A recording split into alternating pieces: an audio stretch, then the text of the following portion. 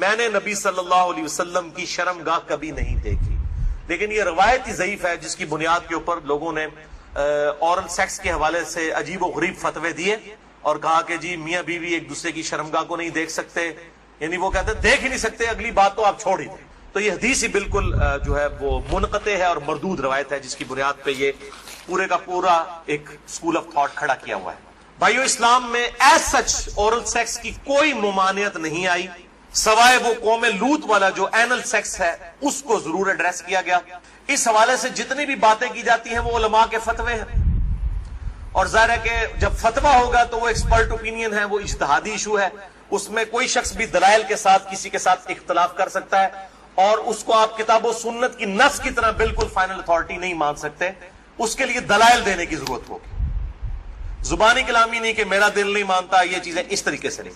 بہرحال oral sex کے حوالے سے میڈیکل ایشو ضرور ریزالو کرنا چاہیے، کیونکہ اس قرآن حکیم نے ہمیں دو ہی علوم بتائے ہیں، ایک ریویلڈ نالج جو وحی کا علم ہے، اور دوسرا acquired knowledge, the knowledge obtained through observations and experiments، science کا علم۔ ان دو میں سے اگر ایک علم بھی یہ چیز ویریفائی کر دے کہ اس طرح کا ایکٹ جو ہے صحت کے لیے نقصان دہ ہے تو پھر اس کی اسلام میں اجازت نہیں ہوگی۔ مثال کے طور پر یہ جو یورینیم ہے، اگر آپ اس کو نیکڈ ہاتھ لگائیں گے تو سکن کینسر اس کی وجہ سے ہو سکتا ہے، یہ قرآن و حدیث میں نہیں موجود لیکن سائنٹیفکلی پروف ہے، تو یہ اس کو پھر اس طریقے سے پریکٹس کیا جائے گا اور بچا جائے گا۔ اس حوالے سے میں نے گفتگو بھی کر دی ہے، مسئلہ نمبر 39، علم وحی اور علم سائنس کی اہمیت اور ان کا دائرہ کار، اہل سنت پاک.com پہ۔ بہرحال میں نے اشارتاً اب گفتگو کر دی ہے، عقل مند کے لیے اشارہ کافی ہے، اس میں مزید ڈیٹیل میں جانے کی ضرورت نہیں ہے۔ البتہ آخر میں سیکس کے اعتبار سے دو بڑے کریٹیکل ایشوز ہیں، ان کو ایڈریس کر دوں۔ بڑے دو اہم مسائل ہیں تاکہ کوئی تشنگی باقی نہ رہے، پھر بھی اگر کسی کی کوئی تشنگی باقی رہے لیکچر کے اینڈ پہ پوچھ سکتے ہیں یا بعد میں بھی مجھے ای میل کر سکتے ہیں، mirza_95@yahoo.com۔ اور ای میل کے حوالے سے میں آج کل بڑی آزمائش سے گزر رہا ہوں، ای میلز جو ہیں وہ سینکڑوں ہزاروں تک پہنچ جاتی ہیں، اس لیے بعض کا 7-8 دن لگ جاتے ہیں میں جواب، یعنی پہلے تو ایک دن میں دے دیتا تھا، اب وہ ایک ہفتے سے بھی بڑھ جاتا ہے۔ یہ تو ابھی شکر ہے جو اہل سنت پاک.com پہ آتی ہیں وہ ہمارے فرحان بھائی جواب دیتے رہتے ہیں، ورنہ وہ بھی دینی پڑے، اور واٹس ایپ کا جو علیحدہ سے معاملہ میں نے تو وہ مصیبت پالی نہیں ہوئی ہے کیونکہ میں اس کو مینج کر نہیں سکتا۔ تو یہ آخر میں دو اہم ترین مسائل میں نے بیان کرنے تھے اسی سیکس ڈسپلن کے پوائنٹ آف ویو سے۔ پہلا مسئلہ ہے وہ ہے بڑی عمر کی رضاعت کا مسئلہ، یعنی اگر میں کھل کے بیان کروں کہ اگر کوئی مرد اپنی بیوی کے پستان سے دودھ پی لے تو کیا اس سے رضاعت ثابت ہوگی، کیا نکاح ٹوٹ جائے گا، کیا اس طرح کا کوئی معاملہ ہو جائے گا؟ کیونکہ امام ابن تیمیہ نے اس قسم کا فتویٰ دیا اور وہ آج تک جو ہے وہ اہل حدیث کے گلے میں فٹ ہوا ہے، سارے تو نہیں، مطلب جو اہل علم ہے وہ تو سمجھتے ہیں کہ فضول فتویٰ تھا، ان کے نزدیک تو اس طریقے سے رضاعت ثابت ہو جائے گی اور نکاح بھی ٹوٹ جائے گا۔ تو میں اس کو ایڈریس کرتا ہوں۔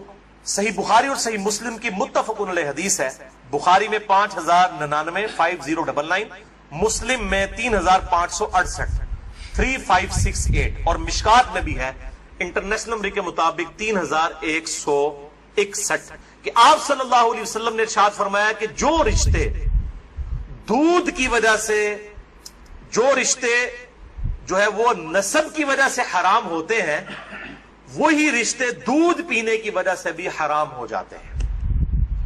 یعنی اگر دو مختلف ماں باپ والے بچوں نے کسی ایک کامن عورت کا دودھ پی لیا ہے تو اس عورت کی جو اولاد ہے وہ ان کے بہن بھائی بن جائیں گے دودھ کے رشتے کی وجہ سے۔ تو جس طریقے سے نسب جو ہے وہ حرمت والا رشتہ بنا دیتا ہے، اسی طریقے سے رضاعت کا رشتہ دودھ پینے کی وجہ سے بھی اسٹیبلش ہوتا ہے، اور وہ ایک دو بار دودھ پینے سے نہیں۔ وہ صحیح مسلم میں 3597 نمبر حدیث ہے، مشکات میں 3167 3167 کہ کم از کم 5 مرتبہ اگر کوئی عورت دودھ پلا دے کسی بچے کو تو پھر وہ بچہ جو ہے اس عورت کی جو ڈائریکٹ اپنی اولاد ہے اس کا وہ بہن بھائی بن جائے گا 5 دفعہ کم از کم، تو وہ محرمات ابدیہ میں داخل ہو جائے گا جن کا ذکر سورۃ النساء کی آیت نمبر 23 چوتھے پارے کی آخری آیت ہے سورۃ النساء آیت نمبر 23 میں ہمیشہ کے لیے جو حرمت والے رشتے ہیں، یعنی ماں باپ کے ساتھ، اس طریقے سے دادی دادا، اس طریقے سے چچا تایا ماموں، یہ سارے رشتے جو حرمت والے ہیں وہ اسی ایک آیت کے اندر بیان ہوئے ہیں، سورۃ النساء نمبر 23۔ بھائیو، اس حوالے سے جو احادیث کچھ پیش کی جاتی ہیں کہ اگر کوئی عورت پیالے میں اپنا دودھ نکال کے کسی مرد کو پلا دے تو وہ اس کے ساتھ حرمت والا رشتہ اس کا اس طریقے سے بن جائے گا، تو وہ اس کے لیے محرم ہو جائے گی، تو وہ احادیث منسوخ ہیں، اور ان کی ناسخ حدیث صحیح بخاری اور صحیح مسلم دونوں میں موجود۔ اب امام ابن تیمیہ ان حدیثوں کے اوپر عمل کر کے انہوں نے فتویٰ دے دیا کہ اگر کوئی مرد اپنی بیوی کا دودھ پی لے تو نکاح بھی ٹوٹ گیا، ہمیشہ کے لیے وہ حرام ہو گئی، اور یہ سارا معاملہ، حالانکہ یہ حدیث موجود ہے بخاری اور مسلم دونوں میں۔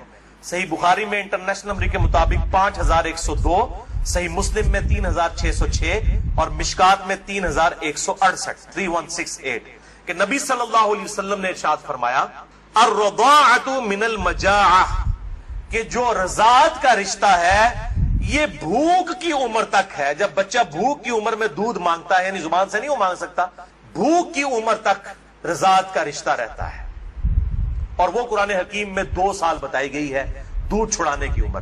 تو آپ صلی اللہ علیہ وسلم نے کلیئر کٹ فرما دیا کہ جو دودھ چھڑانے کی عمر ہے اس دوران اگر کوئی بچہ دودھ پی لے، اور وہ بھی صحیح مسلم کی حدیث کے تحت 5 مرتبہ، تو تب رضاعت کا رشتہ، دودھ کا رشتہ اسٹیبلش ہوگا، ورنہ نہیں ہوگا۔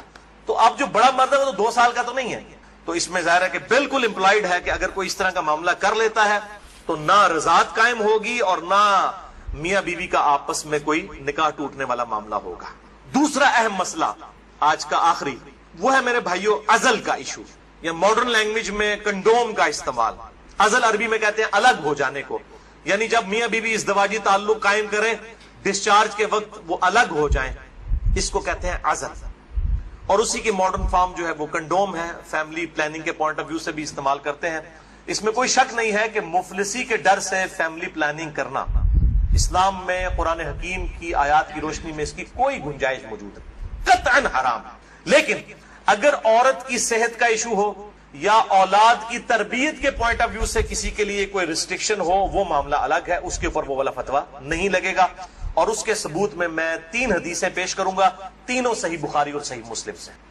لیکن اس میں یاد رکھیں کہ جو لوگ اس حوالے سے مرد اپنی نس بندی کروا لیتے ہیں، یعنی سیکچولی ڈسیبل ہو جاتے ہیں ہمیشہ کے لیے، جان بوجھ کے میڈیکلی کروا لیتے ہیں، یا عورتیں اپنی یوٹرس نکلوا دیتی ہیں، اگر کوئی بیماری یا کینسر والا ایشو نہ ہو وہ الگ بات ہے کہ جی تاکہ جی ہمیشہ کے لیے معاملہ اسٹیبلش ہو جائے، یہ قطعاً حرام ہے اور بدعت کبریٰ ہے۔ یہ اللہ کی شریعت کو بدلنا ہے، اللہ کی تخلیق کو بدلنا ہے۔ سورۃ النساء نمبر 119 کے تحت یہ قطعاً حرام اور شیطانی فعل ہے۔ کوئی مرد جو ہے اپنے آپ کو خصی کروا لے، یا کوئی عورت اپنی یوٹرس اور ہم جو ہے وہ حمل کا جو ذریعہ ہے اس کا رحم اس کو نکلوا دے۔ البتہ عزل جو ہے اس کی اجازت ہے۔ اس کانٹیکسٹ میں 3 حدیثیں ہیں، تینوں بخاری اور مسلم سے۔ پہلی حدیث صحیح بخاری میں 5208، مسلم میں 3561 اور مشکات میں 3184 کہ جابر بن عبداللہ کہتے ہیں رضی اللہ تعالیٰ عنہ کہ قرآن حکیم نازل ہو رہا تھا اور ہم اپنی بیویوں کے ساتھ عزل کیا کرتے تھے، اللہ تعالیٰ نے قرآن حکیم میں اسے منع نہیں فرمایا، اور جب نبی صلی اللہ علیہ وسلم کو ہمارے بارے میں خبر پہنچی کہ ہم عزل کرتے ہیں، یعنی بیویوں کے ساتھ جب صحبت کرتے ہیں تو ڈسچارج کے وقت الگ ہو جاتے ہیں تاکہ اولاد نہ ہو، تو نبی صلی اللہ علیہ وسلم نے بھی ہمیں منع نہیں فرمایا۔ نبی پہ تو واجب ہوتا ہے منع کرنا، اور یہ جابر بن عبداللہ وہ ہیں جو 74 ہجری میں فوت ہوئے ہیں، آپ صلی اللہ علیہ وسلم کے بعد بھی 62 ایئرز تک، 62 سال تک زندہ رہے ہیں، اور بخاری اور مسلم کی کئی احادیث کے راوی ہیں، اور 7 سب سے زیادہ 7 احادیث روایت کرنے والے صحابہ میں سے یہ ایک ہے، جابر بن عبداللہ انصاری رضی اللہ تعالی عنہ وعلیہ السلام۔ تو وہ کلیئر کٹ کہہ رہے ہیں نہ قرآن میں اس کی حرمت آئی، نہ نبی صلی اللہ علیہ وسلم نے ہمیں عزل کرنے سے منع کیا۔ دوسری حدیث بھی بخاری اور مسلم کی متفق علیہ حدیث ہے، بخاری میں 4138، مسلم میں 3544، مشکات میں بھی موجود ہے 3186 کہ صحابہ کہتے ہیں کہ ہم اپنی لونڈیوں کے ساتھ صحبت کیا کرتے تھے اور پھر ہم عزل کر لیا کرتے تھے، تو ہم نے نبی صلی اللہ علیہ وسلم سے عرض کیا کہ ہم اس طریقے سے عزل کرتے ہیں، الگ ہو جاتے ہیں، ہم نہیں چاہتے کہ ہماری لونڈیوں سے اولاد ہو۔ تو آپ صلی اللہ علیہ وسلم نے فرمایا کہ کیا حرج ہے کہ اگر تم اپنی بیویوں کے ساتھ عزل نہ کرو، کیونکہ جس جان نے دنیا میں آنا ہے قیامت تک کے لیے وہ تو آ کر رہے گی۔ لیکن آپ نے منع نہیں فرمایا، آپ نے فرمایا جتنے مرضی ہیلے بازے بازی کر لو، جتنے معاملات مرضی کر لو، جس جان نے دنیا میں آنا ہے اس نے آنا ہے. اور وہی اگلی حدیث ہے تیسری صحیح مسلم میں 3556، مشکات میں 3885. ایک صحابی نے عرض کیا کہ ہمیں یہ چیز ناپسند ہے کہ ہماری لونڈیوں سے اولاد ہو. تو آپ صلی اللہ علیہ وسلم نے فرمایا کہ پھر تم اپنی لونڈیوں کے ساتھ عزل کر لیا کرو. اس حدیث میں ہے کہ آپ نے خود کہہ دیا کہ کر لیا کرو اگر تم چاہو. پھر آپ نے ساتھ ہی فرمایا لیکن جو جان مقدر ہے دنیا میں آنا وہ آ کر رہے. یہی ہوتا ہے وہ جناب وقفے کرتے رہتے ہیں، اکٹھے ہی 3 بچے ہو جاتے ہیں، پھر سارے کے ساتھ وہ کہتے ہیں پتہ ہی نہیں چلا. پتہ تو نہیں چلے گا، ظاہر ہے یہ معاملات تو اللہ کے ہیں. اور آپ کو بتاؤں یہ جو اولاد والا معاملہ ہے یہ خالصتاً اللہ تعالیٰ نے اپنے پاس رکھا ہے. کئی پیغمبر ہیں جو بے اولاد ہیں، اور سورہ شورا کے آخری رکوع میں آیا اللہ تعالیٰ جسے چاہتا ہے بیٹے دیتا ہے، جسے چاہتا ہے بیٹیاں دیتا ہے، جسے چاہتا ہے دونوں دیتا ہے، جسے چاہتا ہے بے اولاد رکھتا ہے. نبی صلی اللہ علیہ وسلم کی ساری بیویاں بے اولاد ہیں سوائے حضرت خدیجہ کے، یا ایک سیدہ ماریہ ہیں، ان سے ایک بیٹے ابراہیم پیدا ہوئے، وہ بھی فوت ہو گئے. آپ کی ساری اولاد حضرت خدیجہ سے ہے، باقی آپ کی بیویاں جتنی ہیں وہ بھی بے اولاد ہیں. کیا ان کو اولاد کی تمنا نہیں ہوگی؟ سیدہ عائشہ کو، سیدہ حفصہ کو ہوگی، لیکن یہ ایکسکلوسیو اللہ تعالیٰ کا ڈیسیژن ہے. تو آپ صلی اللہ علیہ وسلم نے فرمایا کہ جو جان مقدر ہے وہ آ کر رہے گی. پھر کچھ عرصے کے بعد وہ صحابی حاضر ہوئے اور کہا یا رسول اللہ میری لونڈی جو ہے وہ تو امید سے ہے، حاملہ ہو گئی ہے. آپ نے فرمایا میں نے تجھے کہا نہیں تھا کہ جو اولاد مقدر میں ہے وہ آ کر رہے گی، اس کو کوئی نہیں روک سکتا. تو یہ چیزیں یعنی انسان اگر سمجھتا ہے رک جائے تو ایسا نہیں. لیکن یہ یاد رکھیے یہ لونڈیوں والا معاملہ ہے جو آزاد عورت ہے، کیونکہ ہماری بیویاں تو لونڈیاں نہیں ہوتی ہیں، تو آزاد عورتیں ہیں. آزاد عورت کے ساتھ عزل کرنے کے لیے بیوی کی اجازت کی بھی ضرورت ہے. مرد اپنی مرضی سے یہ ڈیسیژن نہیں کر سکتا. یہ ساری احادیث لونڈیوں سے ریلیٹڈ ہے. آزاد عورت اور بیویوں کے معاملے میں میاں بیوی دونوں کا راضی ہونا ضروری ہے. لہذا اس حوالے سے صحیح مسلم سے ایک حدیث جو پیش کی جاتی ہے اور کچھ اور روایتیں کہ عزل کرنا گویا کہ زندہ بچے کو گاڑ دینا ہے یا اولاد کا قتل ہے، وہ تمام احادیث کراہت کے اوپر مبنی ہے یا پھر وہ منسوخ تصور کی جائیں گی ان احادیث کی روشنی میں. اور الحمدللہ اسی پہ امت کا اجماع ہے. عزل کے جواز کے سب لوگ قائل ہیں، جس کی ماڈرن فارم جو ہے وہ کنڈوم کا استعمال ہے. لیکن اگر ایک دفعہ پریگنینسی آئیڈینٹیفائی ہو جائے، خواہ ایک دن کی ہو، لوگ پوچھ رہے ہوتے ہیں جی علیحدہ 40 دن ہی گزرے نا جی، 40 دن کے اندر ایک دن کی بھی پریگنینسی ہو، اس کو ضائع کروانا قطعاً حرام، گناہ کبیرہ ہے، اولاد کا قتل ہے، خواہ ایک دن کی. کوئی اس میں نہیں ہے جی چوتھے مہینے روح ڈالی جاتی ہے. بھائی چوتھے مہینے روح ڈالی جاتی ہے تو اس سے پہلے کیا ہوتا ہے؟ بچہ بڑا تو ہو رہا ہوتا ہے. وہ روح کے ساتھ زندگی کا ایشو اور ہے، روح کے بغیر بھی ایک زندگی ہے، وہ ایشو اور ہے. وہ بھی تو بچہ جو ہے ایک ایمبریو سے ایک جو ہے وہ جنین سے معاملات بڑھتے بڑھتے آگے جاتے ہیں، تو وہ بھی ایک زندگی ہے. روح کے ساتھ ایک اور زندگی ہے، روح کے بغیر بھی زندگی اس کے اندر موجود ہے. اسی لیے اگر مردہ بچہ بھی پیدا ہو تو راجح قول جامعہ ترمذی اور ابو داؤد کی حدیث کے تحت یہی ہے کہ اس کا جنازہ بھی پڑھایا جائے گا. اور لوگ کہتے ہیں جی زندہ پیدا ہوگا تو پھر پڑھایا جائے گا. مردہ بھی پیدا ہو ماں کے پیٹ میں تو وہ زندہ ہی تھا نا، ایگزسٹ تو کرتا تھا. تو افضل قول یہی ہے کہ اس کا جنازہ پڑھا جائے گا. تو یہ میرے بھائیوں کچھ اس حوالے سے چیزیں تھی جو میں نے بیان کر دی. البتہ اگر کسی عورت کی زندگی موت کی کشمکش بن جائے، اس صورت میں اگر وہ پریگنینسی کا بھی ضائع کروا دیتی ہے پھر اس پہ شرعی گرفت نہیں. لیکن زندگی موت کی کشمکش اس سے کم پہ نہیں. صحت کا معاملہ نہیں، بیوی کمزور ہے، یہ معاملہ نہیں، واقعی زندگی موت کی کشمکش بن جائے تو پھر وہ اسی طریقے سے جو سورۃ النحل کے اندر آیا کہ اس وقت تو اگر کوئی کلمہ کفر بھی کہہ دے اور دل میں ایمان ہو تو اللہ تعالیٰ گرفت نہیں فرمائے گا. اور اس حوالے سے ہمارے پڑوسی ملک انڈیا کے اندر آج سے کئی سال پہلے، تقریباً 15 سال پہلے کی رپورٹ ہے کہ روزانہ 3000 بچیاں ماں کے پیٹ کے اندر ہی پریگنینسی ان کی ضائع کر دی جاتی ہے جب یہ پتا چلتا ہے کہ یہ بچیاں ہیں. یعنی قرآن اگر کہتا ہے نا بچیوں کو دفن کرنا یہ گناہ کبیرہ ہے تو یہ گناہ آج تک چل رہا ہے. بیسک ہیومن انسٹنکٹ تو بدلی نہیں ہے نا. 3000. اسی وجہ سے انڈیا میں مردوں کی تعداد عورتوں سے زیادہ ہے. ویسے آپ حیران کن بات آپ کو بتاؤں، اس سال پاکستان کی رپورٹ بھی آئی ہے. پہلے پاکستان میں 52% عورتیں تھیں اور 48% مرد تھے، لیکن اب مردوں کی پرسنٹیج عورتوں سے پاکستان میں بھی بڑھ گئی. اور اس کی مین ریزن ہی یہی ہے. یہ بہت بڑا گناہ ہے اور اللہ تعالیٰ پالنے والا ہے. 1901 کے اندر یعنی جب 20ویں صدی کا آغاز ہوا 1 ارب آبادی تھی. پھر اللہ تعالیٰ نے سائنس کی ترقی کرائی، انسان نے بیماریوں کا کنٹرول اس فزیکل فینومینا آف نیچر سے سیکھ لیا. اور اس وقت 1901 میں کہا جاتا تھا کہ 2001 کے اندر اگر دنیا کی آبادی ڈبل ہو گئی نا تو روٹی نہیں کوئی کسی کو ملے گی. اس وقت 1 ارب تھی، 100 سال پہلے یا آج سے 116 سال پہلے. تو 100 سال کے بعد 2 ارب آبادی نہیں ہوئی ہے, 3 ارب بھی نہیں ہوئی, 4 ارب بھی نہیں ہوئی, 5 ارب بھی نہیں, 6 ارب بھی نہیں, 7 ارب آبادی ہو چکی ہے. لیکن زمین نے اپنے خزانے اگل دیے. آپ جدھر جائیں, میں قسم سے منڈی سے گزرتا ہوں, اتنا فروٹ ہے ختم نہیں ہوتا. اس وقت موچی جوتیاں بناتے تھے, آج چائنا نے مشینوں کے اوپر اتنی جوتیاں بنا دی ہیں کہ دنیا میں 6 ارب انسان, اگر ہر انسان 10-10 جوڑے بھی خرید لینا, وہ ختم نہیں ہوتے. تو سائنس نے ترقی کی ہے. جس زمین سے 40 من گندم نکلتی تھی, آج 400 من نکل رہی ہے, 10 گنا زیادہ. امریکہ لاکھوں ٹن گندم ہر سال پیسیفک اوشن میں, بحر الکاہل میں ضائع کر دیتا ہے. ایکسیسو پیدا ہوتی ہے. انٹرنیشنل مارکیٹ میں گندم کی پرائز کو کنٹرول کرنے کے لیے لاکھوں ٹن گندم ضائع کی جاتی ہے. ایکسیسو پیدا ہو رہی ہے. تو اللہ تعالیٰ نے ترقی بھی کروا دی اس اعتبار سے. آپ ٹینشن نہ لیں. آج تو کیسے 1960 سے پہلے تو ایز سچ اس بڑے پیمانے کے اوپر تیل کی نعمت تو نہیں تھی دنیا کے اندر. ان عرب ملکوں میں 1960 کے بعد تیل نکلا. ویسے تو تیل کا پہلا کنواں 1748 میں امریکن جو اسٹیٹ ہے پنسلوینیا, اس میں دریافت ہوا تھا. لیکن مین تیل جو نکلا ہے وہ اسی 20ویں صدی میں, کسی نے سوچا بھی نہیں تھا. اور اب تو اس سے بھی بڑی انرجی کا سورس ہے, وہ سولر انرجی ہے. اب چائنا نے کام کرنا شروع کر دیا. آپ دیکھیں گے 10-15 سالوں کے اندر جو ہے وہ ہر بندے نے اپنا جو ہے نا بجلی کا سسٹم اپنے گھر کے اوپر لگایا ہوا ہوگا. اور یہ سورج والے جو جب تک سورج ہے اس وقت تک زندگی ہے. یہ تو نہ ختم ہونے والا جو ہے وہ سورس ہے, رینیویبل جسے ہم کہتے ہیں اپنی سائنس کی لینگویج کے اندر.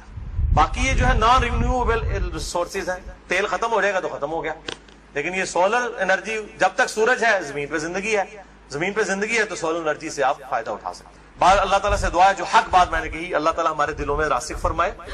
اگر جذبات میں میرے منہ سے کوئی غلط بات نکل گئی آج, تو اللہ تعالیٰ ہمارے دلوں سے معاف کر دے. امام حنیفہ کے نزدیک دلیل یہ ہے کہ جو بخاری مسلم میں حدیث ہے, سیدہ عائشہ کہتی ہیں کہ نبی الاسلام کے کپڑوں پہ جب منی لگی ہوتی تھی تو اگر وہ گیلی ہوتی تو میں دھو دیتی, اور نبی الاسلام اس دھلے ہوئے کپڑے کو پہن کے نماز کے لیے چلے جاتے اور اس کے خشک ہونے کا انتظار نہیں کرتے تھے. یعنی اگر آپ نے کپڑے سے منی کو دھو دیا تو اب گیلے کپڑے بھی آپ اپنے جسم پہ پہن سکتے ہیں. آپ کو تو یہ بات بڑی حیران کن لگ رہی ہوگی کہ اس میں کون سی ایسی راکٹ سائنس ہے. جناب جب نیا دین سکھایا جا رہا تھا اس وقت لوگ یہ بھی سوال پوچھتے تھے کہ اس کا خشک ہونا ضروری ہے کہ نہیں. دھو تو آپ نے دی, ابھی تو گیلا ہے کپڑا, کیا خشک ہو کے پاک ہوگا یا گیلی حالت میں بھی پاک ہی ہوگا؟ ہمیں تو آج پتا ہے کہ گیلی حالت میں بھی پاک ہوگا, لیکن شروع میں جب کوئی بات بتائی جائے گی تو اس وقت یہ بھی ساتھ کلیئر کیا جائے گا نا. ہر قسم میں چپکڑ رہے بچوں, کوئی نہ کوئی گل رہ جائے گی. اچھا. اور بخاری مسلم میں یہ آتا ہے کہ اگر وہ منی خشک ہو جاتی کپڑوں پہ تو سیدہ عائشہ کہتی ہیں پھر میں اسے خورش دیا کرتی تھی, دھونے کی ضرورت نہیں ہوتی تھی, خورش کے اس کو پاک کر دیا جاتا تھا. اب یہ جو خورشنے والا معاملہ ہے نا, یہ امام حنیفہ رحمۃ اللہ علیہ بھی مانتے ہیں کہ منی اگر خشک ہو جائے تو کپڑے سے خورش کے اگر اس سے اتار دیا جائے, یعنی اس کی خورچنا یہ ہے کہ وہ داغ تو ظاہر نہیں ختم ہوگا نا خورچنے سے, اس کو آپ اتنی زور سے رگڑیں گے کہ اس کی اکڑاہٹ جو ہے وہ ختم ہو جائے. اس کے بعد آپ یوں کر دیں, کپڑے کو یوں ملیں, ایسے پھر ایسے کریں اور وہ اوپر سے جھڑتی جائے یہاں تک کہ اس کی وہ سختی ختم ہو جائے اور بالکل ملائم ہو جائے کپڑا. داغ تو ختم نہیں ہو سکتا, تو یہ کپڑا پاک ہو جائے گا کیونکہ حدیث میں آیا ہوا ہے. اس سے انکار کون کر سکتا تھا؟ امام شافعی اسی کو دلیل بناتے ہیں. وہ کہتے ہیں کہ اگر یہ کھرچنے سے پاک ہو رہی ہے نا, اس کا مطلب ہے کہ منی ناپاک نہیں ہے, کیونکہ پانی تو اس کو لگایا نہیں گیا, پانی کے بغیر تو کپڑا پاک ہو ہی نہیں سکتا, اور پھر ابھی اثرات بھی اس کے باقی ہیں. کھرچنے سے زیادہ سے زیادہ اس کی اکڑاہٹ ختم ہوئی ہے نا, اس کا داغ تو باقی ہے, وہ اس میں سے نکل نہیں گیا مکمل طور پہ. لاجیکلی تو بات درست ہے, جو مرضی آپ کر لیں, جتنا مرضی کسی کپڑے کو رگڑ لیں, اس کے اندر جو اثرات ہیں وہ تو باقی ہیں. تو امام شافعی کہتے ہیں یہ اس بات کی دلیل ہے کہ کھرچنے سے پاک ہونا یہ انڈیکیٹ کر رہا ہے کہ منی ناپاک نہیں ہے. اب امام حنیفہ اور ان کے ساتھیوں کا موقف یہ ہے کہ اگر ناپاک نہیں ہے تو کھرچتے کیوں ہیں؟ تو امام شافعی اس کا جواب یہ دیتے ہیں کہ کھرچتے اس لیے ہیں کہ ایک شخص کے اگر کپڑوں پہ لگی ہوئی ہے اور سامنے سے وہ کپڑے نظر آ رہے ہیں, وہ تو بھائی بلغم بھی لگا ہوا ہو اور سامنے نظر آ رہا ہو تو کراہت تو ہوتی ہے نا. اسی لیے اما عائشہ جو ہے وہ اگر گیلا ہوتا تھا تو دھو دیتی تھی تاکہ وہ اس کا وہ ایک بلغم سا ایک افیکٹ جو منی کا ہے وہ نظر نہ آئے، وہ دیکھنے میں ہی آکورڈ لگتا ہے. اور کھرچنے پہ وہ پاک اس لیے ہو رہی ہے کہ وہ کھرچنا اس لیے ضروری ہے کہ وہ اگر کپڑا اکڑا ہوگا پھر بھی دیکھنے میں معیوب لگے گا کہ یار اس کے اوپر کوئی چیز لگی ہوئی ہے، تو اس لیے وہ کھرچ دیتی تھی. یہ امام شافعی اس کا جواب دیتے ہیں. اور امام شافعی کی باقاعدہ ڈیبیٹ ہے امام حنیفہ کے شاگردوں کے ساتھ، چونکہ امام حنیفہ تو 150 ہجری میں فوت ہوئے ہیں اور امام شافعی 150 ہجری میں پیدا ہوئے ہیں. امام شافعی کے استادوں میں امام حنیفہ کے شاگرد ہیں امام محمد، بلکہ ان کی والدہ کے ساتھ امام محمد نے شادی کر لی تھی. اس کی وجہ سے امام شافعی کے وہ باپ بھی لگتے ہیں، والد نہیں باپ لگتے ہیں امام محمد. تو وہ امام محمد کے ساتھ باقاعدہ بحث کرتے تھے کہ امام حنیفہ کا یہ فتویٰ درست نہیں ہے. امام شافعی کو اپنی فقہ اسی لیے علیحدہ بنانی پڑی کہ انہیں پتہ چل گیا تھا کہ امام ابو حنیفہ رحمۃ اللہ علیہ اور امام مالک رحمۃ اللہ علیہ سے فقہی مسائل میں بہت بڑی بڑی غلطیاں ہو گئی ہیں، کیونکہ انہوں نے تابعین کے اقوال کے اوپر رلائے کیا اور زیادہ تر مسائل میں اجتہاد کیا جن پہ احادیث ان کے بالکل خلاف تھی، اور واقعی مس ہینڈلنگ ہوئی ہیں، اس میں تو کوئی شک نہیں ہے. یعنی یہ خون نکلنے سے وضو ٹوٹنے کا مسئلہ یہ امام حنیفہ سے مس ہینڈل تو ہوا ہے. ابو داؤد میں واضح حدیث ہے، ایک صحابی کو پیرے پہ تھے، وہ تیر لگتے رہے، ان کے پورے کپڑے خون آلود ہو گئے، وہ نماز مکمل کی اور پھر انہوں نے اپنے ساتھی کو اٹھایا. اس نے کہا حضرت پہلے اٹھا لینا تھا، نماز توڑ دینی تھی، جان کو خطرہ تھا. انہوں نے کہا میں نے ایک سورت شروع کی تھی، میرے ضمیر نے گوارا نہیں کیا کہ میں وہ سورت مکمل کیے بغیر نماز مکمل کروں. تو وہ نماز اسی حالت میں پڑھتے رہے. اب یہ حدیث ابو داؤد کی واضح ثبوت ہے کہ خون نکلنے سے وضو نہیں ٹوٹتا، اسی لیے امام شافعی نے اس موقف کو اڈاپٹ کیا. اب شیخ زکریا کاندلوی صاحب فضائل اعمال میں نماز میں خشوع خضوع اور کنسنٹریشن سے نماز پڑھنا، اسی کانٹیکسٹ میں صحابی کا واقعہ نقل کرتے ہیں یہ والا. اب واقعہ انہوں نے نقل کیا، ان کو فوراً فکر پڑ گئی کہ اگر یہ واقعہ کسی تبلیغی جماعت والے نے پڑھ لیا تو وہ تو یہ سمجھے گا کہ خون نکلنے سے وضو نہیں ٹوٹتا، اور دوسرا مسئلہ یہ ثابت ہوا کہ خون پاک ہے، کیونکہ کپڑے ناپاک ہو جائے تو نماز ہی نہیں ہوتی. تو دو مسائل جو ہیں امام حنیفہ کے اڑ رہے تھے، ایک حدیث سے دو مسئلے شکار ہو رہے تھے. تو شیخ زکریا کاندلوی نے فضائل اعمال میں یہ واقعہ لکھ کے نا فے ڈالی ہے نیچے، چھوٹی سی فے، وہ فائدہ اسے کہتے ہیں. یہ پرانے بزرگوں کا ایک طریقہ تھا کہ وہ تفسیر کوئی لکھنی ہے یا کوئی پوائنٹ کریٹیکل ہائی لائٹ کرنا ہے یا کوئی انوملی آ گئی ہے، کوئی ایمبیگوٹی ابہام آ گیا تو وہ فے ڈال کے نا اسے کلیریفائی کرتے تھے. وہ بعض اوقات تو فائدے کی فے ہوتی تھی، بعض اوقات فساد کرنے کی وہ فے ہوتی تھی. یہاں انہوں نے فساد ہی کیا، یعنی فساد تو میں نے اس کا نام رکھ دیا نا. تو فساد انہوں نے یہ کیا کہ انہوں نے کہا کہ یہ جو اوپر ہم نے واقعہ لکھا ہے تو اس میں ایک چیز ہائی لائٹ ہوئی ہے کہ وہ صحابی اسی حالت میں نماز پڑھتے رہے، خون بھی ان کے جسم پہ لگا ہوا اور خون نکل رہا. تو کہتے ہیں کہ امام شافعی رحمت اللہ علیہ کے نزدیک بھی خون نکلنے سے وضو نہیں ٹوٹتا. انہوں نے بتایا کہ ہم چونکہ حنفی ہیں، ہم نے نہیں اس مسئلے کو ماننا. امام شافعی کے نزدیک بھی خون نکلنے سے وضو نہیں ٹوٹتا. ہو سکتا ہے کہ وہ صحابی بھی اسی مذہب پر ہو، جی وہ صحابی بھی اسی مذہب پر ہو. یہ آپ کو تقلید نہیں واجب کروا رہے، انہوں نے صحابہ کرام پہ بھی اماموں کی تقلید واجب کروائی ہوئی ہے. اب یہ بات کریں کہیں گے نہیں جیوی صاحب نے ہمارا مذاق اڑایا. وہ اصل میں ان کا کہنے کا مقصد یہ تھا کہ جس طرح امام شافعی کا یہ مذہب یہ طریقہ ہے کہ وہ خون نکلنے سے وضو کے قائل نہیں ہے، اسی طریقے سے وہ صحابی بھی قائل نہیں ہے. بالکل ہمیں بھی پتہ یہی ہے، مذاق ہم اس لیے اڑا رہے ہیں کہ آپ کے بزرگوں کو اردو لکھنے کی بھی تمیز نہیں ہے. اردو کا مذاق تو ہم اڑائیں گے نا، لکھنا چاہیے تھا. ہو سکتا ہے امام شافعی رحمت اللہ علیہ نے بھی اسی صحابی سے یہ مذہب اخذ کیا ہو، یہ لکھنا چاہیے تھا نا. یہ کیوں لکھا کہ ہو سکتا ہے وہ صحابی بھی اسی مذہب پر ہو؟ تو پھر مذاق تو اڑے گا. تو یہ مسئلہ حنفیوں کا کہ خون نکلنے سے وضو ٹوٹ جاتا ہے یا خون ناپاک ہے. خون ناپاک تو انہیں خود ماننا پڑا نا اس غلط مسئلے کی وجہ سے. خون کے ناپاک ہونے کی دلیل حنفیوں کے پاس کوئی نہیں ہے، ذہن میں رکھیے گا. صرف جو عورتوں کے مخصوص ایام کا خون ہے نا اس کی ناپاکی کی دلیل موجود ہے قرآن و سنت میں. جو عام خون نکلتا ہے آپ کے منہ سے نکلے، جسم سے نکلے، کسی زخم سے نکلے، اس کی دلیل ان کے پاس کوئی نہیں ہے. یہ انہوں نے انڈائریکٹ مسئلہ نکالا ہے.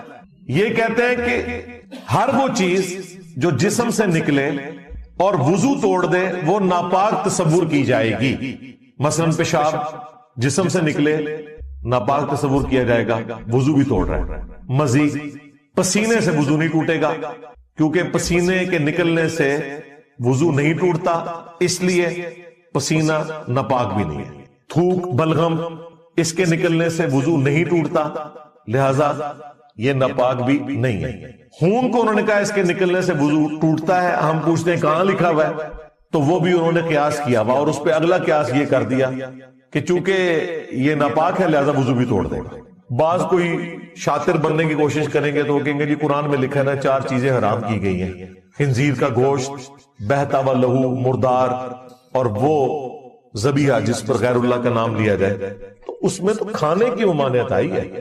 خون تمہارے لیے کھانا حرام ہے، خون جسم کو ٹچ کر جائے تو نہ وہ کپڑے نہ پاک ہوں گے، نہ جسم نہ پاک ہوگا، اور نہ خون کے نکلنے سے وضو ٹوٹے گا۔ تو یہ بےچارے وہ تھوکتے رہتے ہیں، کسی کے منہ سے خون نکلا وہ کہتا ہے جب تک تھوک جو ہے نا وہ اس میں تھوک کی سفیدی غالب نہ ہو جائے اس وقت تک آپ نے تھوکتے رہنا ہے، ادروائز اگر وہ ریڈ کلر غالب ہوا تو آپ وضو جتنی بار کریں گے وضو آپ کا ٹوٹتا جائے گا ساتھ ساتھ۔ یہ مصیبت میں لوگوں کو ڈالا ہوا ہے، کتنی بڑی مصیبت میں ڈال دی ہے۔ تو وہ بات شروع ہوئی تھی وہ منی والے مسئلے سے، تو باقاعدہ امام محمد کے ساتھ امام شافعی نے ڈیبیٹ کی ہے۔ الٹیمیٹلی امام شافعی نے ایک چھکا مارا، انہوں نے کہا کہ امام صاحب یہ بتائیں کہ انبیاء کی پیدائش کس چیز سے ہوئی ہے؟ انہوں نے کہا منی سے۔ تو امام شافعی نے کہا کہ کیا آپ یہ کہہ سکتے ہیں کہ انبیاء کرام ایک نجس چیز سے پیدا ہوئے ہیں؟ حقیر چیز تو ہے، ظاہر ہے پانی کا قطرہ تو ایک حقیر چیز ہے نا، عام نظر میں تو ویسے تو پانی کی بہت قدر ہے، لیکن عام حالت میں پانی کی وہ قیمت تو نہیں جو سونے کی یا باقی چیزوں کی قیمت ہو، اس لیے اللہ تعالیٰ نے قرآن میں اسے حقیر چیز کے طور پر بیان کیا، اور اس وجہ سے بھی کہ منی جس جگہ سے نکلتی ہے وہ ایک شرم کا مقام ہے، اس حوالے سے اللہ تعالیٰ نے انسان کو اس کی اوقات دکھائی ہے، لیکن قرآن میں کہیں اس منی کو ناپاک نہیں کہا گیا۔ تو امام محمد سے جب امام شافعی نے یہ بات کی نا کہ کیا آپ یہ کہہ سکتے ہیں کہ انبیاء کرام ایک نجس چیز سے پیدا ہوئے ہیں، اس پہ وہ خاموش ہو، لہذا یہ میچ جو ہے نا جی یہ تو امام شافعی نے جیت لیا ہے حنفیوں سے، سیدھی سی بات ہے۔ شاہ ولی اللہ دہلوی نے حجت اللہ البالغہ میں باقاعدہ امام مالک اور امام ابو حنیفہ سے جو مسائل میں غلطیاں ہوئی ہیں ان کو ہائی لائٹ کیا ہے۔ اب شاہ ولی اللہ سے بڑا کون سا حنفی رہا ہوگا، لیکن انہیں بعد میں سمجھ آ گئی، لیکن چونکہ وہ بہت بڑی پرسنالٹی ہے، ان کو بریلوی، دیوبندی، اہل حدیث تینوں اپنا مجدد آج بھی مانتے ہیں، لیکن انہیں پتہ نہیں ہے کہ حجت اللہ البالغہ میں انہوں نے باقاعدہ امام شافعی کی تعریف کی ہے کہ انہوں نے امام مالک اور امام حنیفہ کی فقہ میں جو غلطیاں تھیں کہ تابعین کے اقوال سے مسائل کو اخذ کرنا اور صحیح حدیث، مرفوع حدیث کو ڈھونڈے بغیر مسائل کو اخذ کر لینا، اس میں پھر ان سے غلطیاں ہو گئی۔ امام شافعی نے پھر احادیث کے اوپر بنیاد رکھی، اور پھر ان کے شاگرد احمد بن حنبل نے مزید کام کیا، اور پھر ان کے آگے سے شاگرد امام بخاری نے تو اسے اس ایپیکس تک پہنچایا کہ انہوں نے امام شافعی کو بھی نہیں چھوڑا جس مسئلے میں امام شافعی کو غلطی لگی۔ مثلا ایک جگہ امام شافعی کو بھی ٹھوکر لگی، ان کے نزدیک بیوی کو ہاتھ لگانے سے وضو ٹوٹ جاتا ہے، عام حالت میں بھی۔ بخاری مسلم میں حدیث ہے، امام بخاری لے کے آئے ہیں کہ اما عائشہ کہتی ہیں کہ ان دنوں ہمارے گھروں میں چراغ نہیں ہوتے تھے غربت کی وجہ سے، تو حجرہ تنگ تھا، نبی علیہ السلام رات کو قیام اللیل کرتے تھے، میں آپ کے سامنے لیٹی ہوتی تھی، جب آپ سجدے میں جانے لگتے تو میرے پاؤں ٹو دیتے اور میں اپنے پاؤں کو سمیٹ لیتی اور پھر آپ سجدہ کرتے، اور پھر جب آپ واپس قیام میں جاتے تو میں پھر آگے ٹانگیں اپنی سیدھی کر لیتی۔ اس سے اما عائشہ نے کئی مسائل بتائے کہ ایک تو یہ کہ اگر آپ کے سامنے کوئی لیٹا ہوا ہے تو نماز پہ کوئی فرق نہیں پڑتا، خواہ وہ آپ کی بیوی کیوں نہ ہو، ٹھیک ہے۔ یہاں تو وہ چرپائی کے سامنے نہیں نماز پڑھنے دیتے، کہتے پتہ نماز نہیں، سائڈ سے ہو کے نماز پڑھو، ٹھیک ہے۔ دوسرا، اس سے امام بخاری نے امام شافعی کا رد کر دیا جو کہتے تھے کہ بیوی کو ہاتھ لگانے سے وضو ٹوٹ جاتا ہے، تو یہاں تو نبی علیہ السلام ہر رکعت میں سجدے میں جاتے وقت سیدہ عائشہ کے پاؤں کو ٹو رہے ہیں اور نماز کنٹینیو کر رہے ہیں۔ اب اس حدیث کے تحت ان لوگوں کو بھی پھکی مل گئی جو یہ کہتے تھے کہ امام بخاری شافعی تھے، جی تقلید ضروری ہے۔ امام بخاری نے تو امام شافعی سے بھی اختلاف کیا، 300 جگہ پر امام حنیفہ سے اختلاف کیا ہے صحیح بخاری کے اندر، کتنے مسائل کے اوپر انہوں نے سخت گرفت کی ہے کہ انہوں نے مسائل کہاں سے نکالنی ہے۔ اس طرح کی اگر آپ ڈیٹیلز پڑھیں تو آپ کو پتا چلے گا کہ غلط مسائل لوگوں سے لکھے گئے اور آج تک امت اس کی تکلیف کاٹ رہی ہے۔ امام حنیفہ نے جو غلط مسئلہ لکھ دیا، خون نکلنے سے وضو ٹوٹنے والا یا خون کا ناپاک ہونا، یہ دونوں باطل مسائل ہیں، اور آج کروڑوں حنفی اس تکلیف کو کاٹ رہے ہیں۔ وہاں امام شافعی نے جو مسئلہ لکھا، کروڑوں شافعی، انڈونیشین، ملیشین، آپ سخت جون جولائی کی گرمیوں میں انڈونیشین اور ملیشین عورتوں کو دیکھیں گے کہ انہوں نے دستانے پہنے ہوتے ہیں ہاتھوں میں، پورا دستانہ نہیں پہنا ہوتا، ایک طرف سے پہنا ہوتا ہے، کیونکہ پورا تو پہننا منع ہے۔ نبی اسلام نے دستانے اور پگڑیاں اتارنے کا حکم دیا ہے احرام کی حالت میں۔ عورت صرف حجاب کر سکتی، چہرہ وہ بھی کھلا رکھے گی، تو وہ اتنا کپڑا اس کے اوپر رکھتے ہیں کہ اگر وہ خامند کے ہاتھ ان کے ساتھ غلطی سے بھی ٹچ کر جائے، یا پورا دستانہ پہن لیتے ہیں اگر ہاتھ میں ہاتھ لے کے چلنا ہے مجبوراً، بھیڑ کی وجہ سے۔ قد بھی بیچاروں کے چھوٹے چھوٹے ہوتے ہیں نا، وہ تو ہمارے سب کانٹیننٹ کے لوگوں سے بھی چھوٹے ہیں قد میں، تو وہاں ان بیچاروں نے کہاں نظر آنا ہے، سکڑے سکڑے۔ تو وہ عورتوں نے دستانے پہنے ہوں گے، آپ حیران ہوں گے کہ اتنی گرمی میں دستانے کیوں پہنے ہوئے ہیں، چہرے کھلے ہوئے ہیں، احرام کی حالت میں بھی اور عام حالت میں بھی، وہ چہرے کا پردہ بہت کم ہی وہاں پہ لوگ کرتے ہیں، ہاتھوں میں دستانے۔ اور اس کے پیچھے امام شافعی کا وہ مسئلہ ہے کہ بیوی کو ہاتھ لگانے سے وضو ٹوٹ جاتا ہے۔ دیکھیں، ایک مسئلہ غلط بیان کرنے سے کروڑوں مسلمانوں نے تکلیف کاٹی ہے۔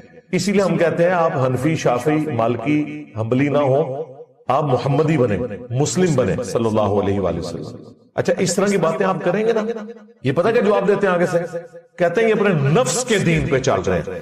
جہاں انہیں امام شافعی کا مسئلہ آسان لگتا ہے یہ وہ لے لیتے ہیں، جہاں امام حنیفہ کا آسان لگتا ہے یہ وہ لے لیتے ہیں۔ اچھا، ان سے پوچھیں کہ یہ ہم اپنے نفس سے لے رہے ہیں یا حدیثوں کی روشنی میں لے رہے ہیں؟ ان بیچاروں کو تو حدیثوں کا تعارف ہی نہیں نا، انہوں نے پوری زندگی فقہ پڑھی ہوئی ہے، انہیں کا پتا کہ حدیثوں میں کیا مسائل لکھے ہوئے ہیں۔ او بھائی، ہم نفس کی پیروی نہیں کر رہے، ہم حدیثوں کو دیکھ کے چل رہے ہیں۔ اور دوسری بات، جس بات کے اوپر تم تانا دے رہے ہو نا ہمیں کہ دین میں آسانی ڈھونڈتے ہیں، اللہ تو یہ بات فخریہ بیان کرتا ہے قرآن میں۔ رمضان کے کانٹیکسٹ میں اللہ تعالیٰ نے کیا فرمایا؟ اللہ تمہارے لیے آسانی چاہتا ہے، تنگی نہیں چاہتا۔ اگر مسافر ہو یا مریض ہو تو گنتی بقیہ کے دنوں میں پوری کر لو۔ اللہ کہتا ہے کہ میں آسانی دیتا ہوں، یہ کہتے ہیں کہ یہ آسانی مانگتے ہیں۔ اور بھائی، آسانی تو مانگنی ہے، بخاری میں حدیث ہے، دین ہے ہی آسانی کا نام۔ ہاں جی، الدین یسرا، دین ہے ہی آسانی۔ مولویہ کہتا ہے یہ آسانی کا دین لے لیں گے، کیونکہ انہوں نے حدیث کے بالکل الٹ چلنا ہوتا ہے، اس معاملے میں بھی حدیث کے الٹ ہی چلے۔ پھر وہ بخاری مسلم کی حدیث، جب نبی علیہ السلام نے حضرت معاذ ابن جبل کو گورنر بنا کے بھیجا تو آپ نے فرمایا کہ لوگوں کو آسانیاں بتانا، مشکل نہ بتانا، خوشخبریاں سنانا، انہیں متنفر نہ کرنا۔ نبی اسلام کیا کہہ رہے ہیں؟ آسانیاں بتانا۔ اور یہ کہتے ہیں جی یہ مرضی کا آسانی کا دین لیں گے، ان کا خون نکل جائے گا تو یہ شافعی بن جائیں گے، یہ بیوی کو ہاتھ لگا لیں گے تو حنفی ہو جائیں گے۔ سرکار، نہ ہم شافعی ہوں گے نہ حنفی ہوں گے، دونوں صورتوں میں ہم محمدی اور مسلم ہیں۔ وہاں پہ امام شافعی کا مسئلہ درست ہے کہ خون نکلنے سے وضو نہیں ٹوٹتا، یہاں پہ امام حنیفہ کا مسئلہ درست ہے حدیث کے تحت کہ بیوی کو ہاتھ لگانے سے وضو نہیں ٹوٹتا۔ اب جہاں تک مسئلہ ہے منی کا، تو اس میں قرآن و سنت کی دلائل کی روشنی میں امام شافعی کا موقف ہی مضبوط لگتا ہے۔ لہذا آپ جس کے مطابق بھی عمل کریں، ہم اس کے اوپر کوئی یعنی گرفت والا معاملہ نہیں کرتے کہ ہم کسی کے اوپر کریں۔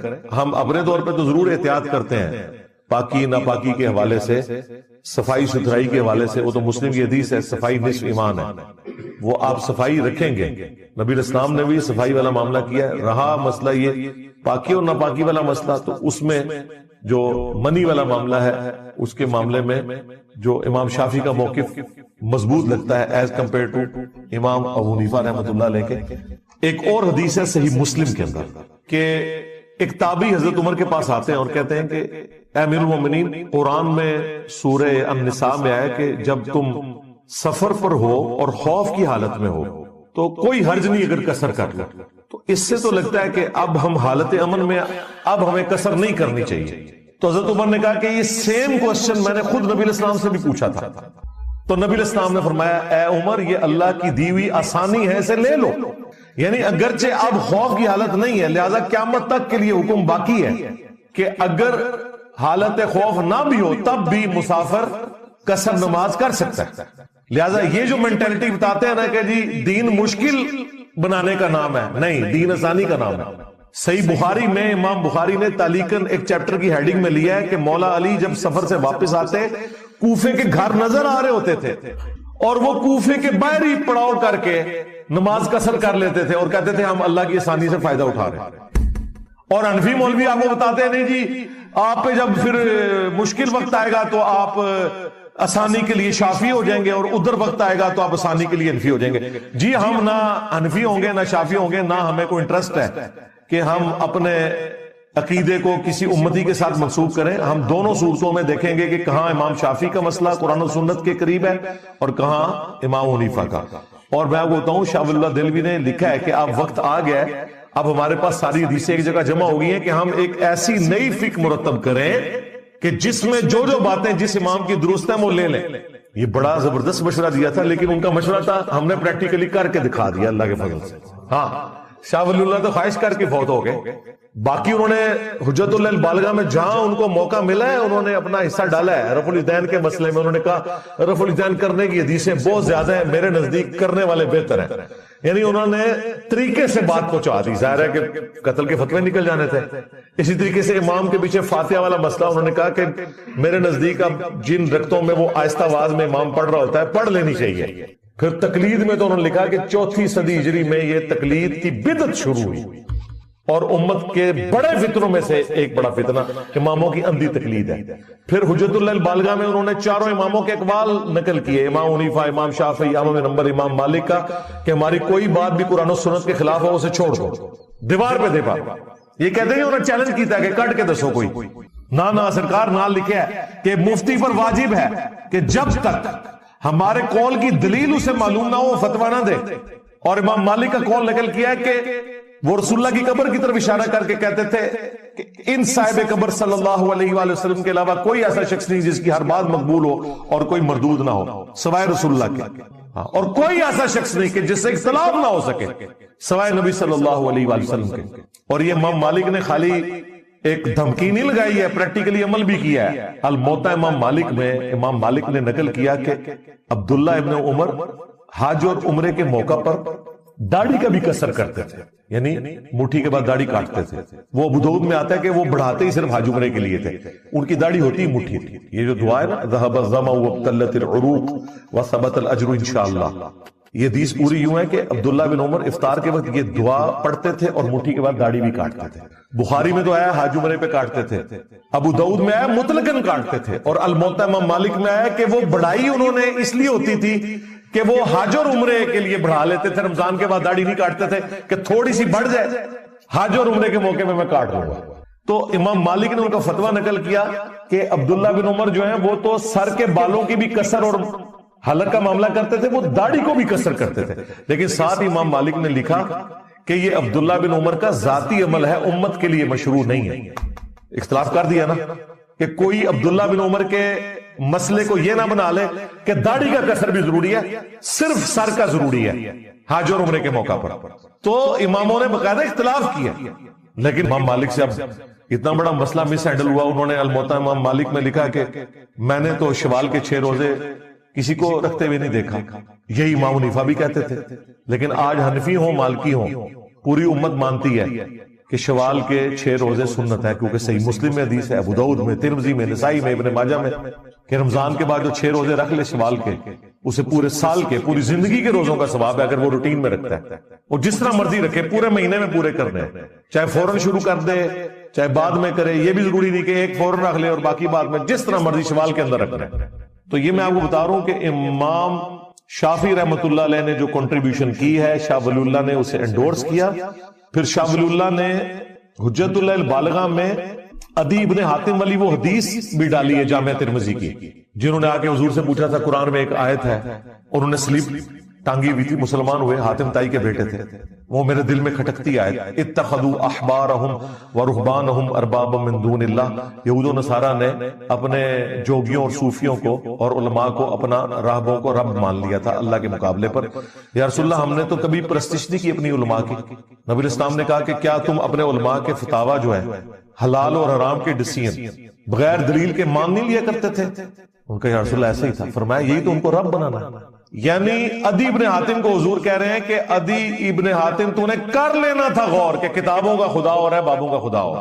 انہوں نے نہیں آگے سے کہا میں تو جاہل ہوں، جاہل کو تو امام کی تقلید کرنی چاہیے. حضور کہہ رہے ہیں کہ تمہارے علماء کے فتوے تم کیوں مان لیتے تھے جو قرآن و سنت میں نہیں لکھے ہوئے تھے؟ یہ غور کرنے والی بات ہے. عدی ابن حاتم عالم نہیں تھے. حضور کیا کہہ رہے ہیں کہ علماء سے پوچھ کے جب چلنا ہے نا تو پوچھنا لکھا کتے ہے. اس حدیث کو شاہ ولی اللہ دہلوی نے کہا کہ آج کے دور میں بھی جو قرآن و سنت کے مقابلے پہ امام حنیفہ، امام شافعی، احمد بن حنبل یا امام مالک کے فتاوا جو انہوں نے بدنیتی سے نہیں دیے، لمیٹڈ نالج کی وجہ سے ان کو دینے پڑے، تو وہ جو فتوے لیتا ہے اور قرآن و سنت کو چھوڑ دیتا ہے گویا کہ وہ وہی کام کر رہا ہے جو یہود و نصارہ والا کام ہے. اب انہوں نے حجت اللہ البالغہ کو نا سلیکٹو پڑھا ہوا ہے اپنی اسٹڈی کے اندر، چند ایک چیزیں پڑھ لی ہوئی ہیں، انہیں نہیں پتا اس میں یہ بھی لکھا ہوا ہے کہ شاہ ولی اللہ نے منجی ٹھوکی ہوئی ہے انفیوں نے. ہاں جی، اسی طریقے سے انفیوں نے جو آپ کو ڈیفینیشن بتائی ہوئی ہے نا وضو اور غسل کے لیے پانی لینے کی، توبہ توبہ توبہ توبہ توبہ.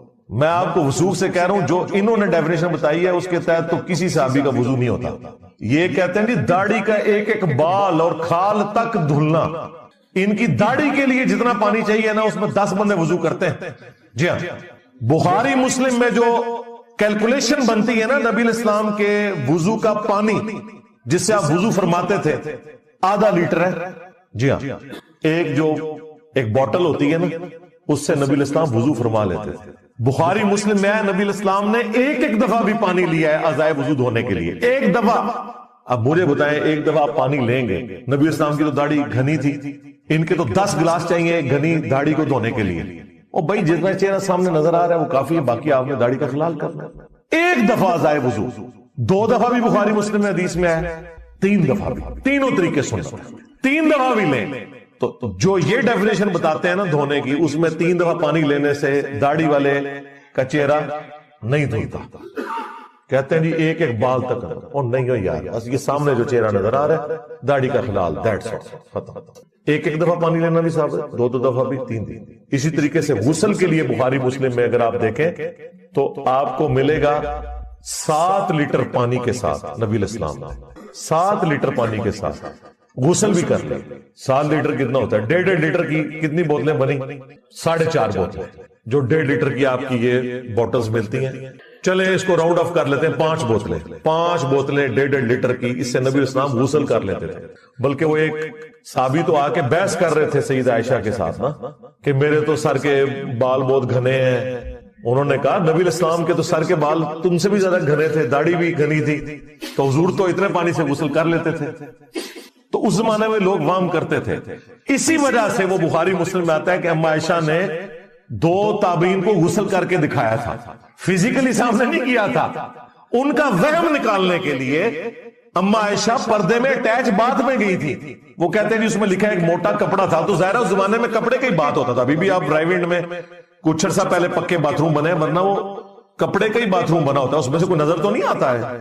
یہ تو نہیں کہ اندر کو بلب جل رہا ہے اور کوئی بندہ نہاتا ہوا نظر آ رہا ہے. گھروں میں تو کارنر میں ہوتا تھا. اما عائشہ نے وہم نکالنے کے لیے نا ایک بالٹی میں پانی لیا آلموسٹ 7 لیٹر اور ان کے سامنے اندر گئیں، غسل کیا، باہر نکلی اور یہ بتانے کے لیے دیکھو میں نے اسی سے ہی غسل کر لیا، اب کم از کم اپنا وہم نکال دو. اس زمانے میں یہ بڑی ایک اختلاف والی چیز چل پڑی تھی.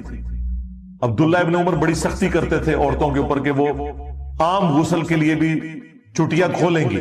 تو اما عائشہ کو اتنا غصہ آیا، بخاری مسلم میں آتا ہے اما عائشہ نے کہا کہ عبداللہ بن عمر عورتوں کو چٹیاں مونڈنے کا کیوں نہیں کہہ دیتا کہ یہ ٹینڈی کروا دیں عورتیں. اتنے سخت مسئلے بتاتا ہے یہ، جبکہ نبی الاسلام ہمیں صرف حیض کے بعد جو غسل ہے اس میں چٹیاں کھولنے کا حکم فرماتے تھے. عام جو غسل جنابت ہوتا ہے نا میاں بیوی کے تعلق کی وجہ سے، تو اس کی وجہ سے جو غسل ہے اس میں نبی الاسلام ہمیں چٹیاں کھولنے کا بھی حکم نہیں دیتے تھے، اوپر سے پانی بہا لینا کافی ہے. اور آج کل تو خیر پرابلم حل ہو گیا میرے بھائی، آج کل تو شاور کی وجہ سے ہمارے پاس اتنا پانی ہے کوئی وام باقی نہیں رہتا. لیکن میں نے دیکھا ابھی بھی جو بےچارے نئے دین پہ چلتے ہیں آدھا گھنٹہ غسل کرتے رہتے ہیں، وہ پوچھتے ہیں نا ہم سے 10 منٹ وضو کرتے رہتے ہیں، وہم ہی نہیں نکلتا. یہ سب شیطانی وسوسے ہیں جن کے پیچھے آپ چل رہے ہیں. بالکل چپ کر کے وضو کریں، نماز پڑھیں، کچھ عرصہ بعد آپ کو وسوسے آنے بند ہو جائیں گے، اور اگر آپ ان کی پیروی کریں گے یہ قبر تک آپ کے ساتھ جائیں گے وسوسے. ہاں، ان شکوک سے باہر نکلیں. اور نبی الاسلام نے ایسی تربیت کی تھی صحابہ کرام علیہم رضوان کی. ابو داؤد میں آیا کہ کچھ عورتیں حضور سے کہتی ہیں یا رسول اللہ ہم جب مدینے میں چل کے مسجد تک آتے ہیں نا تو راستے میں ہماری عبایا جو ہے نا وہ گندگی والی جگہ پہ بھی رگڑ کھاتی ہے تو ہمارے کپڑے ناپاک ہو جاتے ہیں. اب نبی الاسلام ان کو وہم میں ڈال سکتے تھے؟ نعوذ باللہ. آپ نے فرمایا کہ اس گندگی والی جگہ کے بعد کوئی پاک جگہ بھی آتی ہے؟ کہا رسول آتی ہے. فرمایا اس سے رگڑ کھا کے تمہاری بایا پاک ہو جاتی ہے. یعنی مٹی بھی تیمم کر دیتی ہے, مٹی بھی اسی طریقے سے پاک کرتی ہے جس طرح کے پانی. اس لیے تو تیمم کا حکم ہے قرآن میں. تو نبی الاسلام نے ان کو یہ بھی نہیں کہا کہ اپنی بایا چھوٹی کر لو. اس میں پردے کا بھی آپ دیکھیں کتنا ہے. آپ یہ کہہ سکتے تھے کہ بایا تھوڑی چھوٹی کر لو, نہیں کہا کہ بایا ٹھیک ہے بڑی رہے. ہاں مرد کے لیے ہے کہ ٹخنوں سے اوپر ہونا چاہیے کپڑے, عورت کے کپڑے ٹخنوں سے نیچے ہونے چاہیے. باقی وہ جو ایک روایت ہے نا ابو داؤد میں کہ پاؤں بھی مکمل طور پہ ڈھانپے ہوئے ہوں تو تب عورت کی نماز ہوتی ہے, وہ روایت کمزور ہے. پاؤں پورے ڈھانپنا ضروری نہیں, ٹخنوں سے نیچے ہونا ضروری ہے. پھر وہ جو ابو داؤد میں ایک حدیث ہے جو اکثر ایتھیسٹ کی طرف سے بھی پیش کی جاتی ہے, تو حنفی دے نا اس کا جواب, ہم تو جواب دیتے ہیں. ابو داؤد اور ترمذی دونوں میں حدیث ہے کہ پانی کو کوئی چیز ناپاک نہیں کرتی. یعنی پانی جس چیز میں پڑے گا نا وہ چیز خود پاک ہو جائے گی, پانی ناپاک نہیں ہوگا اس کی وجہ سے.